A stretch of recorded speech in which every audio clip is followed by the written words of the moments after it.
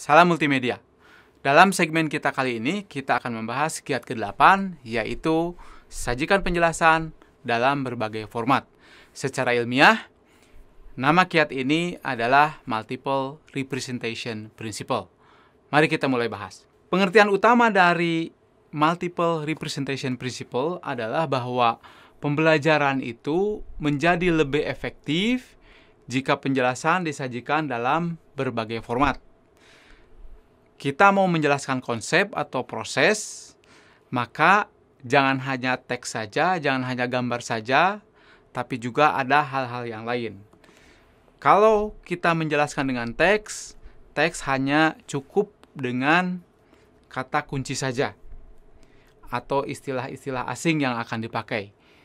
Gambar kita jelaskan dengan berbagai gambar yang memperjelas konsep yang akan kita sampaikan. Dengan grafik, dengan bagan, blok diagram, atau foto, silahkan digunakan. Yang berikutnya adalah narasi atau penjelasan yang direkam. Yang berikutnya berupa video. Yang berikutnya lagi adalah berupa animasi. Nah, kita punya prinsip-prinsip sebetulnya yang terkait dengan representasi ini semua. Rumus itu terutama kalau menjelaskan matematika, fisika, kimia, ya, ilmu-ilmu alam, ilmu pasti ada rumusnya, dan itu pasti penting untuk disampaikan.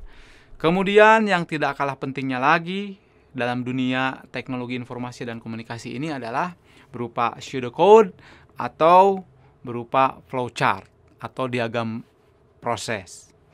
Ini adalah format-format yang seharusnya kita dapat sampaikan apabila kita ingin menjelaskan dengan sebaik-baiknya kepada para pembelajar kita.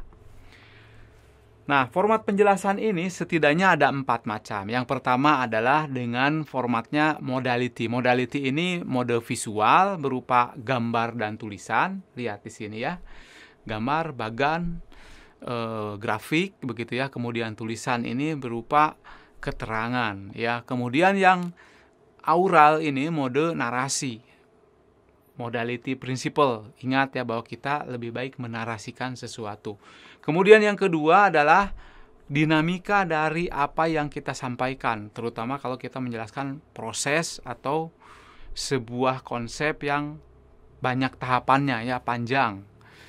Kemudian yang berikutnya adalah berupa rumus, berupa video, berupa animasi, berupa abstraksi. Ya, dengan menggunakan rumus, sesuatu konsep bisa menjadi jelas dan menjadi pasti. Terutama bidang kimia, bidang fisika, ilmu pasti itu ya.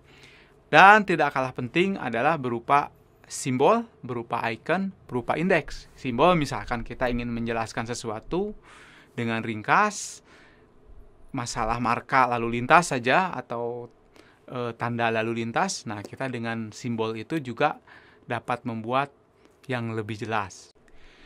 Alasannya kenapa ini menjadi penting, yang pertama adalah bisa menaikkan engagement. Jadi dengan adanya berbagai mode penjelasan, maka si pembelajar kita bisa menjadi lebih fokus. Karena kalau salah satu tidak begitu jelas, maka mode yang lain diharapkan bisa memperjelas hal tersebut, sehingga dia bisa menjadi lebih terhanyut selama dalam pembelajaran. Ya, kita tahu kalau hanya tahu rumusnya saja, kita belum tentu bisa memahami lebih luas dan lebih dalam. Tapi ketika kita beri contohnya, contoh penerapannya ya, diberikan animasinya, diberikan videonya, nah, pengetahuan orang atas konsep yang kita jelaskan itu akan tentu saja lebih jelas, lebih luas, dan lebih dalam. Yang berikutnya adalah salah satu atau lebih format yang kita sampaikan itu akan cocok dengan gaya belajar dari pembelajar. Ingat, minimal gaya pembelajar itu ada 3. Ada yang senang dengan aural, dengan suara penjelasan. Ada yang senang dengan visual, ada yang senang dengan kinestetik. Jadi kalau kita memberikan berbagai penjelasan, minimal ada 3 penjelasan ditambah 4 yang tadi, setidaknya salah satunya atau salah 2, salah 3-nya akan pas dengan mode pembelajar yang disukai. Baiklah, kita akan hentikan dulu di segmen ini supaya tidak terlalu panjang. Nanti akan kita lanjutkan di segmen berikutnya. Tetap semangat!